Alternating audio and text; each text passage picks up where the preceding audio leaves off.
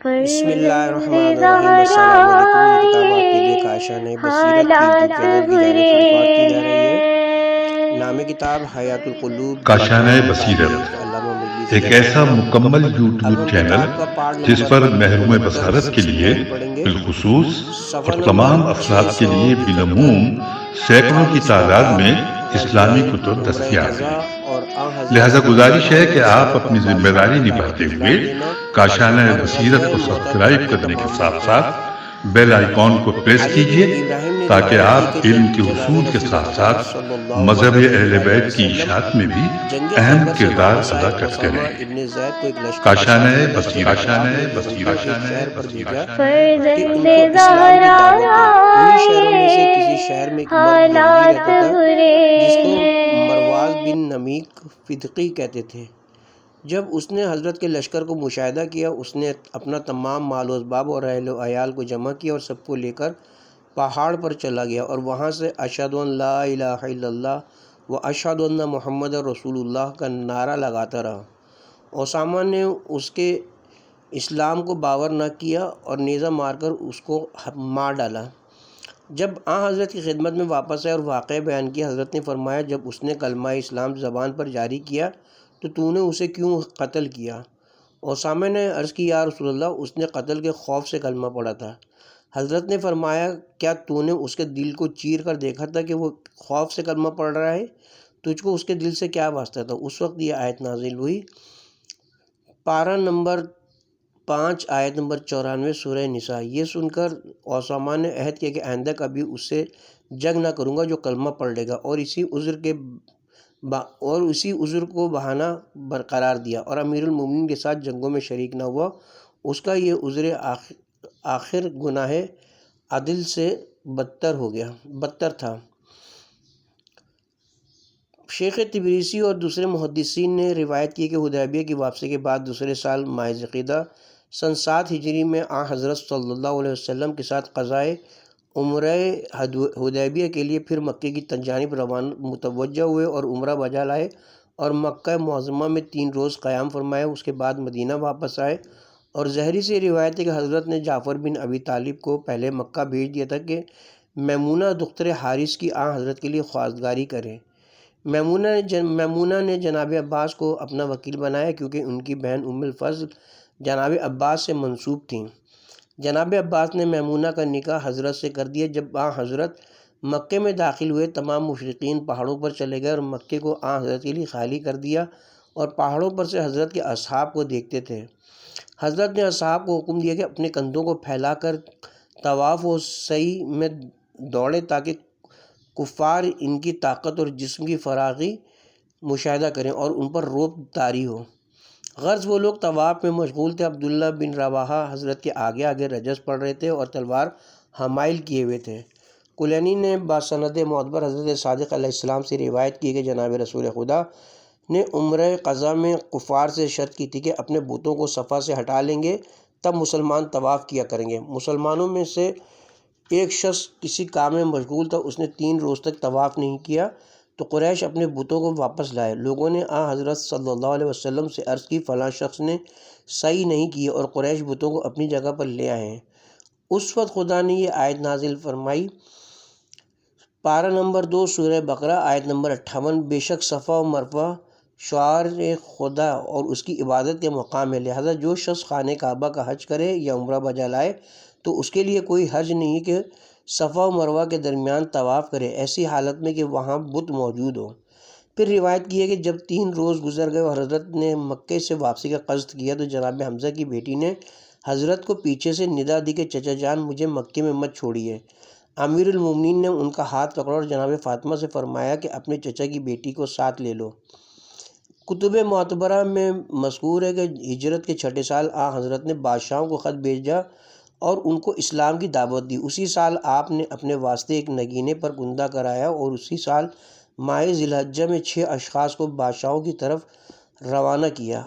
حاطب ابن بلتیہ کو مقوقس کے پاس بھیجا، وہیہ بن خلیفہ کلبی کو قیصر بادشاہ روم کے پاس، مبعود اللہ ابن خزاقہ کو کسرا بادشاہ عجم کے پاس، عمرو بن امیہ زمری کو نجاشی بادشاہ حبشہ کے پاس، شجاع بن وہاب کو حارث بن ابی شمر غصافی کے پاس، اور سلید بن عمرو عامری کو حودت بن علی نحفی کے پاس بھیجا۔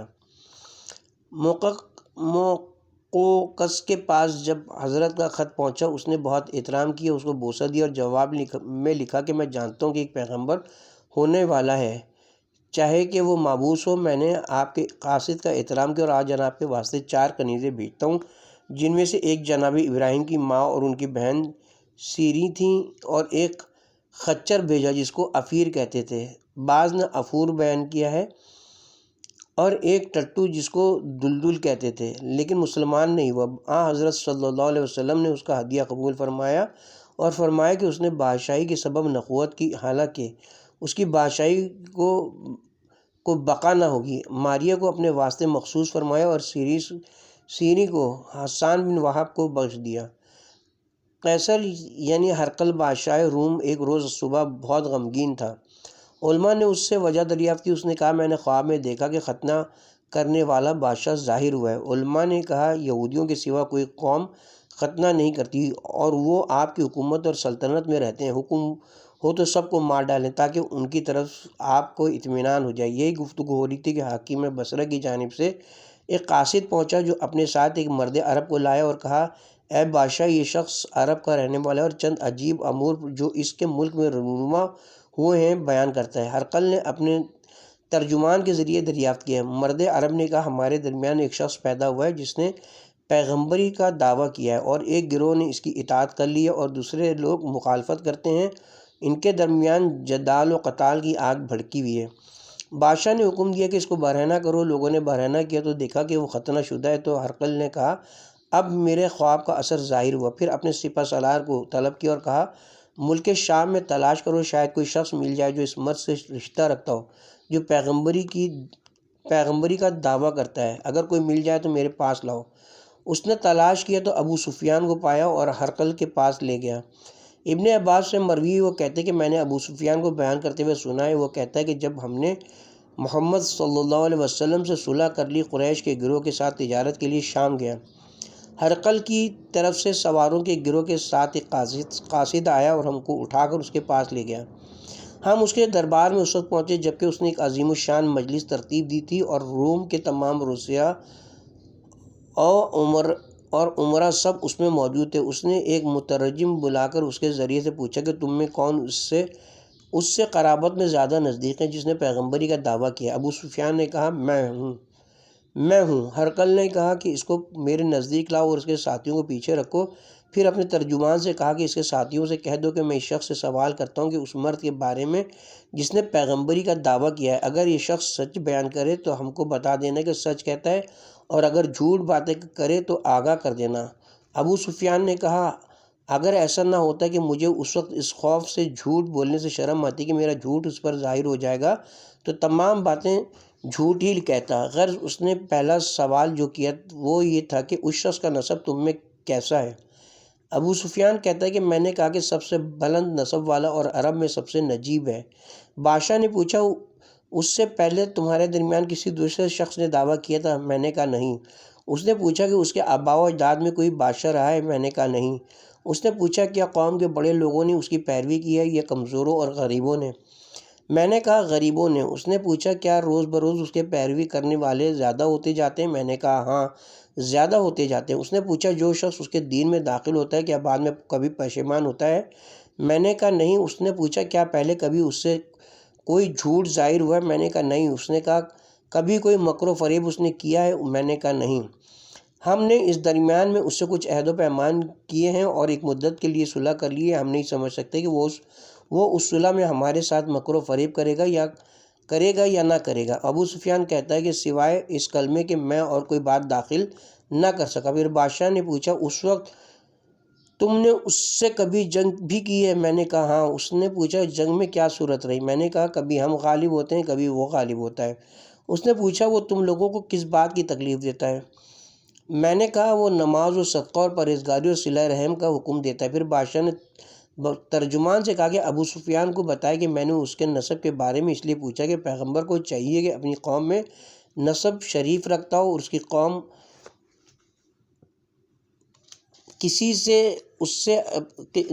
قوم میں کسی نے اس سے پہلے ایسا دعویٰ کیا ہے۔ یہ سوال اس لیے کیا کہ اگر کسی نے دعویٰ کیا ہوتا تو میں کہتا کہ اس نے بھی اس کی پیروی کی، اس کے آباء و اجداد میں کوئی بادشاہ ہوا تھا۔ یہ اس لیے پوچھا کہ اگر ایسا ہوتا تو میں سمجھتا کہ وہ اپنے باپ دادا کی بادشاہی چاہتا ہے، کبھی وہ جھوٹ بولتا ہے۔ یہ میں نے اس بار صبر سے پوچھا کہ جب وہ لوگوں پر جھوٹ نہیں باندھتا تو خدا پر کیوں کر جھوٹ باندھ سکتا ہے؟ اور اس سوال کے رئیسوں اور امیروں نے اس کی مطابقت کی یا کمزوروں غریبوں نے، تو اس کی وجہ کیا ہے؟ اس وجہ سے کیا کہ میں جانتا ہوں کہ ہمیشہ کمزوروں اور فقیروں نے انبیاء کی پیروی کی ہے، اور یہ جو پوچھا کہ اس کے تابع زیادہ ہوتے رہتے ہیں یا کم، تو ایمان کا معاملہ ایسا ہی ہوتا ہے کہ روز بروز اس کے انصار و مددگار بڑھتے جاتے ہیں، یہاں تک کہ وہ مستقر اور تمام ہو جائے۔ اور یہ کہ اس کے دین میں داخل ہونے کے بعد کوئی پھر پلٹتا ہے یا نہیں، اس لیے پوچھا کہ دین حق جس دل میں قرار پکڑتا ہے پھر زائل نہیں ہوتا۔ اور یہ کہ وہ مکر و فریب کرتا ہے، اس لیے پوچھا کہ پیغمبران خدا کبھی مکر و فریب نہیں کرتے۔ اور یہ کہ کن باتوں کا حکم دیتا ہے، اس لیے پوچھا کہ پیغمبر ہمیشہ نیکی کا حکم دیتا ہے اور برائیوں سے منع کرتا ہے۔ اے ابو سفیان، تو نے جو کچھ میرے جوابات میں بیان کیا اگر سچ ہے تو وہ بہت تھوڑے مدت میں اس مقام کا مالک ہو جائے گا جہاں میں کھڑا ہوں، اور میں جانتا تھا کہ وہ ظاہر ہوگا، لیکن یہ گمان نہ تھا کہ تم میں ظاہر ہوگا۔ اگر میں جانتا کہ اس کی خدمت میں پہنچ سکوں گا تو جس طرح ممکن ہوتا میں پہنچنے کی کوشش کرتا۔ اگر میں اس کے نزدیک ہوتا تو اس کے قدموں کو دھوتا۔ پھر اس خط کو طلب کیا جو حضرت صلی اللہ علیہ وسلم نے حاکم بصرہ کو وحی قلبی کے ہاتھ بھیجا تھا۔ اس خط کو لے کر پڑھا۔ حضرت نے لکھا تھا، بسم اللہ الرحمن الرحیم۔ یہ خط محمد بن عبداللہ صلی اللہ علیہ وسلم کی طرف سے ہرقل کی جانب ہے جو روم کا بادشاہ ہے۔ خدا کی جانب سے سلامتی اس کے لیے جو اس کی ہدایت کی پیروی کرتا ہے۔ واضح ہو کہ میں تم کو اسلام کی دعوت دیتا ہوں، تم مسلمان ہو جاؤ تاکہ دنیا اور آخرت کے عذاب سے بے خوف و محفوظ ہو جاؤ، اور فرما برداری کرو تاکہ خدا تمہارے اجر کو 2 مرتبہ عطا کرے۔ اگر تم اسلام کو قبول نہ کرو گے تو تم پر ان لوگوں کا بھی گناہ ہوگا جو تمہاری رعایا میں سے ایمان نہ لائیں گے۔ اس کے بعد یہ آیت تحریر فرمائی، پارہ نمبر 3 آیت نمبر 64 سورہ آل عمران۔ اے رسول کہہ دو کہ اے اہل کتاب، تم اس بات کو تو مانو جو ہمارے اور تمہارے درمیان یکساں ہے کہ خدا کے سوا کسی کی عبادت نہ کریں اور نہ کسی کو اس کا شریک قرار دیں، اور ہم میں سے کوئی خدا کے سوا کسی کو اپنا پروردگار نہ بنائیں۔ پھر اگر وہ اس سے بھی انحراف کریں تو کہہ دو کہ تم گواہ رہنا ہم خدا کے ماننے والے ہیں۔ ابو سفیان کہتا ہے کہ جب خط پڑھ رہا تھا تو ان کی آوازیں بلند ہوئیں اور آپس میں نزاع ہونے لگی اور مجھ کو باہر نکال دیا۔ قطب راوندی نے روایت کی کہ وحی قلبی کہتے ہیں کہ حضرت صلی اللہ علیہ وسلم نے قیصر روم کے پاس مجھ کو اپنی رسالت کے ساتھ بھیجا، اور اس نے خط کو پڑھا اور اپنے ایک بڑے عالم کو بلایا جس کو اسقف کہتے تھے، اور اس سے حضرت کا ذکر کیا اور حضرت کا خط دکھایا۔ اسقف نے کہا، یہ وہی پیغمبر ہے جس کی جناب عیسیٰ نے خوشخبری دی ہے اور ہم اس کا انتظار کر رہے تھے۔ میں اس کی تصدیق کرتا ہوں اور اس کی پیروی و اطاعت کروں گا۔ قیصر نے کہا، اگر میں اس کی اطاعت کر لوں تو میری بادشاہی برطرف ہو جائے گی۔ اس کے بعد قیصر نے ایک شخص کو بھیج کر ابو سفیان اور مکے کے تمام تاجروں کو بلایا اور بہت سے سوالات کیے جیسا کہ بیان ہو چکا، اور قیصر نے اسلام قبول کرنا چاہا تو نصارہ جمع ہوئے تاکہ اسقف کو قتل کر دیں۔ اسقف نے وحیہ سے کہا، جب حضرت کی خدمت میں پہنچو تو میرا سلام کہہ دینا اور عرض کرنا کہ میں نے خدا کی وحدانیت کا اقرار کیا اور آپ کی رسالت کی گواہی دی، لیکن نصارہ نے میری بات نہ مانی۔ یہ کہہ کر وہ باہر نکلا اور نصرانیوں نے اس کو شہید کر دیا۔ ایزن راوندی نے روایت کی کہ ہرقل نے غسطان کے قبیلے کے ایک شخص کو حضرت کی خدمت میں بھیجا کہ حضرت کے عادات و خصائل کو مشاہدہ کرے اور 3 باتوں کا خاص طور سے خیال رکھے۔ اول یہ کہ کس چیز پر بیٹھتے، دوسرے یہ کہ آپ کی داہنی جانب کون بیٹھتا ہے، تیسرے یہ کہ اگر ممکن ہے تو مہر نبوت دیکھ لے۔ جب وہ غسانی حضرت کی خدمت میں پہنچے تو دیکھا کہ آپ زمین پر تشریف فرمائے اور آپ کی دائنی طرف علی بن ابی طالب بیٹھے ہیں۔ حضرت کے پائے مبارک پانی میں ہیں اور پانی آپ کے پیروں کے نیچے سے جوش مار رہا ہے۔ پوچھا، وہ کون ہے جو دائنی جانب بیٹھا ہے؟ معلوم ہوا کہ وہ حضرت کے چچا زاد بھائی ہیں۔ غسانی تیسری بات بھول گئے تو حضرت نے اس سے اجازت فرمایا کہ آ اور دیکھ جس کا تیرے بادشاہ نے حکم دیا تھا۔ یہ سن کر وہ اٹھا اور حضرت کی پشت پر مہر نبوت مشاہدہ کی۔ جب وہ ہرقل کے پاس واپس گیا تو یہ تمام حالات بیان کی۔ ہرقل نے کہا یہ وہی پیغمبر ہے جس کی حضرت عیسیٰ نے بشارت دی ہے کہ وہ اونٹ پر سوار ہوگا، لہٰذا اس کی مطابقت کرنا اور اس کی تصدیق کرنا۔ پھر ہرقل نے حضرت قاصد سے کہا کہ میرے بھائی کے پاس یعنی حضرت کے پاس جاؤ اور ان سے کہو کہ وہ میرے ساتھ بادشاہی میں شریک ہو جائیں، میں اپنی بادشاہی کو نہیں ترک کر سکتا۔ کسریٰ بادشاہ عجم کے پاس حضرت کا قاصد پہنچا تو اس نے حضرت کا خط پڑھا اور پھاڑ ڈالا۔ حضرت نے اس کے بارے میں نفرین فرمائی کہ اس کی بادشاہی جلد زائل ہو جائے گی۔ چنانچہ ایسا ہی ہوا۔ روایت میں کہ سرور کائنات صلی اللہ علیہ وسلم نے عبداللہ بن حذافہ کو اس کے پاس بھیجا اور خط لکھا، بسم اللہ الرحمن الرحیم، یہ خط ہے خدا کے رسول محمد کی جانب سے فارس کے بادشاہ کسریٰ کی طرف۔ سلامتی اس کے لیے ہے جو ہدایت کی پیروی کرے اور خدا و رسول پر ایمان لائے اور شہادت دے کہ خدا واحد و یکتا ہے، اس کا کوئی شریک نہیں۔ محمد اس کے بندے اور رسول ہے۔ اے کسریٰ، میں تجھ کو خدا کی طرف دعوت دیتا ہوں، اس لیے کہ میں تمام لوگوں کی طرف اس کا رسول ہوں، تاکہ میں ہر زندہ انسان کو اس کے عذاب سے ڈراؤں اور کافروں پر حجت خدا تمام ہو۔ لہذا تو مسلمان ہو جا تاکہ عذاب خدا سے تو امن میں رہے، اور اگر تو انکار کرے گا تو تمام موجوزیوں کا گناہ تیرے سر ہوگا۔ جب اس ملعون نے حضرت کا خط پڑھا، غضبناک ہوا اور خط کو چاک کر دیا اور کہا، میرا غلام مجھ کو ایسا خط لکھتا ہے اور اپنا نام میرے نام سے پہلے لکھتا ہے۔ جب حضرت کو اس کی اطلاع ہوئی تو فرمایا، خدا اس کی بادشاہی کو بھی اسی طرح منتشر کر دے گا جس طرح اس نے میرا خط چاک کر کے منتشر کیا ہے۔ دوسری روایت کے مطابق اس نے ایک مٹھی خاک حضرت کے لیے بھیجی۔ حضرت نے فرمایا، میری امت بہت جلد اس کی سرزمین کی مالک ہوگی جیسا کہ اس نے مٹی میرے لیے بھیجی ہے۔ پھر کسریٰ نے بازان کو خط لکھا جو یمن میں اس کی طرف سے عامل تھا کہ دو شخصوں کو جو قوی و تنومند ہوں حجاز میں اس کے پاس بھیجے، جو پیغمبری کا دعویٰ کرتے ہیں اور اپنا نام میرے نام سے پہلے لکھتا ہے اور مجھ کو اپنے دین کی دعوت دیتا ہے تاکہ اس کو گرفتار کر کے میرے پاس لائیں۔ ایک روایت کے مطابق یہ کہ تو اس سے کہہ دے کہ اس دعوے سے باز آ جائے، ورنہ لشکر بھیج کر اس کے ملک کو خراب و برباد کر دوں گا اور اس کو گرفتار کر لوں گا۔ یہ حکم پا کر بازان نے دو شخص بانوبا اور خرخس کو حضرت کے پاس بھیجا اور ایک روایت کے مطابق فیروز اور یلمی کو بھیجا اور خط لکھا کہ بادشاہ عجم کا فرمان آیا کہ تم ان کے ساتھ اس کے پاس چلے جاؤ،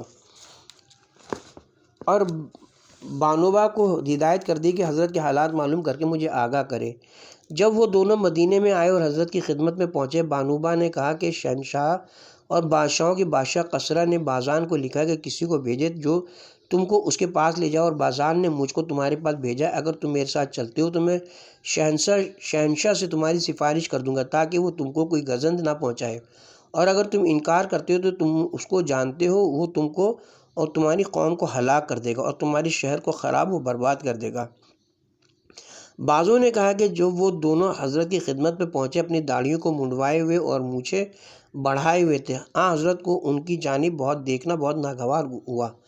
فرمایا، کس نے تم کو اس حیت کا حکم دیا ہے؟ وہ بولے، ہمارے پروردگار نے، یعنی کسریٰ نے۔ حضرت نے فرمایا، مگر ہمارے پروردگار نے حکم دیا کہ داڑھی بڑھاؤں اور مونچھیں منڈوا دو۔ پھر ان سے فرمایا کہ میرے پاس کل آنا۔ جب وہ دونوں دوسرے روز آئے تو حضرت نے فرمایا کہ میرے پروردگار نے مجھے خبر دی کہ کل رات کسریٰ قتل کر دیا گیا اور خدا نے اس کے لڑکے شیرودہ کو اس پر مسلط فرمایا، جس نے اس کا شکم چاک کر کے اس کو مار ڈالا۔ دوسری روایت کے مطابق حضرت نے فرمایا کہ کسریٰ اور قیصر دونوں مر گئے۔ جاؤ، اپنے بادشاہ بازان سے کہو کہ میری بادشاہی زمین کے آخری کنارے تک پہنچ گئی، اور قیصر و کسریٰ کا مالک میری امت کے تصرف میں آئے گا، اور قیصر و کسریٰ کا ملک میری امت کے تصرف میں آئے گا، اور اس سے کہہ دینا کہ اگر تو مسلمان ہو جائے گا تو تیرا ملک تیرے لیے چھوڑ دوں گا۔ جب وہ بازان کے پاس واپس گئے، حضرت کے حالات بیان کیے اور کہا کہ ہم نے وہ رعب اور ہیبت حضرت میں مشاہدہ کیا جو کسی بادشاہ میں نہیں دیکھا تھا، باوجود یہ کہ فقراء و مساکین کی قوم میں ہیں۔ بازان نے کہا یہ بادشاہ کا کلام نہیں بلکہ یہ شخص پیغمبر ہے، میں اس قدر انتظار کروں گا کہ اس کے کلام کی صداقت مجھ پر ظاہر ہو جائے۔ چند روز بعد شریح کا خط اس کے پاس پہنچا کہ میں نے قصرہ کو مار ڈالا اور اس بزرگ کو جس کے بارے میں قصرہ نے تجھ کو لکھا تھا کہ اسیر کر لے، اب اس سے تعرض نہ کرنا جب تک کوئی حکم میرا تجھ کو نہ ملے۔ پھر تو بازان تمام فارس کی جماعت کے ساتھ جو اس کی تابع تھی مسلمان ہو گیا۔ دوسری روایت کے مطابق فیروز مسلمان ہو گیا، اور جب عیسیٰ کذاب نے خروج کیا اور پیغمبری کا دعویٰ کیا، حضرت کے حکم سے فیروز نے اس کو قتل کر دیا۔ ابن شہر آشوب نے روایت کی کہ حق تعالیٰ نے ایک فرشتے کو قصرہ کے پاس بھیجا جبکہ ہوا گرم ہو چکی تھی اور خلوت میں آرام کر رہا تھا۔ فرشتے نے کہا اے کسریٰ مسلمان ہو ورنہ اسی عصا سے تجھ کو مار ڈالوں گا۔ اس نے کہا ٹھہر جاؤ ٹھہر جاؤ۔ یہ سن کر وہ فرشتہ واپس گیا اور کسریٰ نے اپنے پاسبانوں کو بلایا اور کہا تم نے اس مرد کو میرے پاس کیوں آنے دیا؟ وہ بولے ہم نے تو کسی کو نہیں دیکھا۔ 1 سال کے بعد پھر اسی وقت وہ فرشتہ آیا اور وہی بات کہی، پھر کسریٰ نے وہی جواب دیا۔ دوسرے سال پھر وہ فرشتہ آیا اور اسی طرح گفتگو کی اور کسریٰ نے اسی طرح جواب دیے، تو فرشتے نے عصا توڑ ڈالا اور باہر چلا گیا اور اسی رات اس کے بیٹے نے اس کو مار ڈالا۔ نجاشی بادشاہ حبشہ کا یہ حال ہوا کہ حضرت نے عمرو بن امیہ کو اس کے پاس بھیجا اور حضرت جعفر طیار ان کے ہمراہیوں کے بارے میں خط لکھا۔ نجاشی نے حضرت کے خط کی تعظیم کی، تخت سے نیچے اتر آیا اور زمین پر بیٹھ گیا، آنکھوں سے لگایا اور بوسہ دیا اور مسلمان ہو گیا۔ اور کہا جاتا ہے کہ اپنے لڑکے کو حبشہ کے 60 اشخاص کے ساتھ کشتی پر سوار کر کے حضرت کی خدمت میں بھیجا۔ جب وہ لوگ دریا کے بیچ میں پہنچے غرق ہو گئے۔ بعض کہتے ہیں کہ یہ نجاشی جس کو آخر میں حضرت نے خط لکھا تھا اس نجاشی کے علاوہ تھے جس کے پاس حضرت جعفر ہجرت کر کے گئے تھے، جس کے بہت سے حالات اس سے پہلے بیان ہو چکے ہیں۔ حارث بن شمر غسانی کا حال یہ کہ وہ ایمان نہیں لایا اور بہت جلد اس کا ملک زائل ہو گیا اور وہ فتح مکہ کے سال مر گیا۔ حوضت بن علی کا یہ حال ہے کہ اس نے حضرت کے خط کی تعظیم کی اور حضرت کو اپنی بادشاہی میں شرکت کی پیشکش کی۔ حضرت نے اس کی بادشاہی زائل ہونے کی خبر دی اور وہ فتح مکہ کے سال جہنم واصل ہوا۔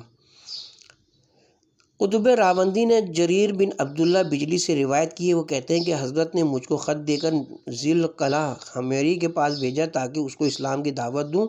اس نے حضرت کے خط کا احترام کیا اور اطاعت کی اور ایک عظیم لشکر جرار کو لے کر حضرت کی خدمت میں چلا۔ میں اس کے ساتھ تھا۔ راستے میں ایک راہب کے دیر کے پاس ہم پہنچے اور اس کے دیر میں داخل ہوئے تو اس نے پوچھا کہاں جاتے ہو؟ ذی القلعہ نے کہا اس پیغمبر کی خدمت میں جو محبوس ہوا ہے، اور میری طرف اشارہ کیا کہ یہ ان کا قاصد ہے۔ اس راہب نے کہا کہ وہ پیغمبر اب دنیا سے رحلت کر گیا ہوگا۔ پوچھا تم نے کیسے جانا؟ راہب نے کہا قبل اس کے کہ تم میرے دیر میں آؤ میں کتاب دانیال پڑھ رہا تھا کہ حضرت کے اوصاف اور آپ کے فضائل پر نظر پڑی اور آپ کی عمر کی مدت لکھی ہوئی دیکھی۔ حساب کے تو معلوم ہوا کہ اس وقت وہ دنیا سے رحلت کر گیا ہوگا۔ جریر بن عبداللہ کہتے کہ ذی القلعہ یہ سن کر واپس چلا گیا اور میں مدینہ آیا۔ معلوم ہوا کہ حضرت اسی روز جو اس نے بیان کیا تھا عالم قدس کی طرف رحلت کر چکے تھے۔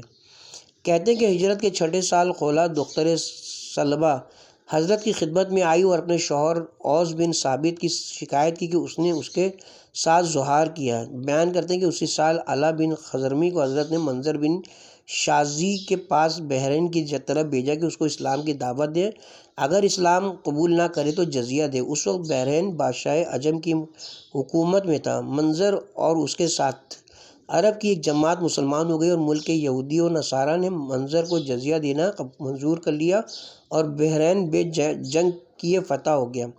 شیخ تبریسی نے زہری سے روایت کی کہ جناب رسول خدا صلی اللہ علیہ وسلم نے جنگ خیبر کے بعد عبداللہ بن رواحہ کو 30 سواروں کے ساتھ، جس میں عبداللہ بن انیس بھی شامل تھے، بشیر بن وضام یہودی کی طرف بھیجا، اس لیے کہ یہ معلوم ہوا تھا کہ وہ قبیلہ غطفان کو جمع کر رہا ہے تاکہ حضرت سے جنگ کرے۔ جب وہ لوگ اس کے پاس پہنچے اس سے کہا کہ حضرت رسول تم کو بلاتے ہیں کہ خیبر میں اپنا عامل بنائے۔ بہت بحث و تمیز کے بعد وہ راضی ہوا اور 30 اشخاص کے ساتھ ان کے ہمراہ چلا۔ مسلمانوں میں سے ہر ایک کے ساتھ ہو لیا۔ جب 2 فرسخ راستہ طے ہوا بشیر پشیمان ہوا اور اس نے چاہا کہ عبداللہ بن انیس کو قتل کر دے۔ عبداللہ ہوشیار تھے اور سمجھ گئے اور ایک ضربت اس کے پیر پر لگائی، اس کا پیر قطع ہو گیا۔ اس نے ایک لکڑی سے عبداللہ کے سر پر مارا جس سے سر پھٹ گیا۔ یہ دیکھتے ہی مسلمانوں میں سے ہر ایک نے اپنے ساتھی یہودیوں کو قتل کر ڈالا سوائے ایک یہودی کے جو بھاگ گیا۔ مسلمانوں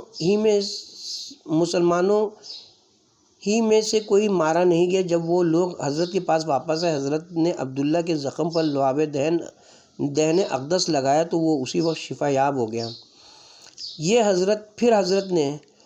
پھر حضرت نے عبداللہ کلبی کو بنی مرہ پر تعینات کیا۔ انہوں نے ان میں سے بعضوں کو قتل کیا اور بعضوں کو گرفتار کر کے حضرت کی خدمت میں پیش کیا، اور حضرت نے عینہ بن حسین کو بنی عنبر پر مقرر کیا۔ انہوں نے بھی بعضوں کو قتل کیا اور بعضوں کو اسیر کیا۔ غیروں کی بعض معتبر کتابوں میں صالح ہفتم کے واقعات میں درج ہے کہ جب حضرت صلی اللہ علیہ وسلم جنگ خیبر سے واپس آئے، ایک رات کے آخر وقت مسجد شجرہ کے قریب قیام فرمایا اور بلال سے فرمایا کہ جاگتے رہیں۔ بلال بھی سو گئے اور سب کے سب طلوع آفتاب کے بعد بیدار ہوئے۔ حضرت نے صحابہ کے ساتھ نماز قضا پڑھی اور اس بارے میں عصمت سے متعلق سہو نسیان کے بارے میں بحث گزر چکی۔ کہتے ہیں کہ اسی سال حضرت علی بن ابی طالب علیہ السلام کے لیے آفتاب مغرب سے واپس ہوا، اور طحاوی نے، جو عامہ کے مشہور عالموں میں سے ہیں، کتاب مشکل الحدیث میں اسماء بنت امیس سے 2 سند کے ساتھ روایت کی کہ سرور کائنات صلی اللہ علیہ وسلم کا سر مبارک امیر المومنین کی گود میں تھا کہ وحی نازل ہونا شروع ہوئی۔ جناب امیر نے نماز عصر نہیں پڑھی تھی، آفتاب غروب ہو گیا۔ جب وحی برطرف ہوئی، حضرت نے پوچھا، یا علی نماز پڑھ چکے ہو؟ عرض کی نہیں۔ تو حضرت نے ہاتھ دعا کے لیے اٹھائے اور مناجات کی، پالنے والے علی تیری اور تیرے رسول کی اطاعت میں مشغول تھے، لہٰذا آفتاب کو ان کے لیے واپس کر دے۔ اسما کہتی ہیں کہ میں نے دیکھا کہ آفتاب ڈوب جانے کے بعد پھر مغرب سے طلوع ہوا اور زمینوں اور پہاڑوں پر چمکنے لگا، اور یہ واقعہ صحبہ میں خیبر کے قریب واقع ہوا۔ طحاوی کہتے ہیں کہ یہ حدیث ثابت ہے اور سقہ لوگوں نے اس کی روایت کی ہے۔ بیان کرتے ہیں کہ اسی سال نجاشی نے ابو سفیان کی بیٹی ام حبیبہ کی حضرت کے لیے خواستگاری کی اور ان کو حضرت کی خدمت میں بھیجا، اور اسی سال شیرویہ نے اپنے باپ کو سہ شنبہ 10 ماہ جمادی الثانی رات کی 7 گھڑی گزرنے کے بعد قتل کیا۔ اسی سال مقوقس نے ماریہ اور اس کی بہن شیریں کو ماں یفور اور دلدل کے حضرت کے لیے بھیجا۔ اسی سال حضرت نے میمونہ دختر حارث سے نکاح کیا۔ صالح ہشتم کے واقعات میں بیان کیا کہ اس سال حضرت صلی اللہ علیہ وسلم نے فاطمہ دختر ضحاک سے نکاح کیا۔ اس نے عائشہ و حفصہ کے بہکانے سے حضرت سے کراہت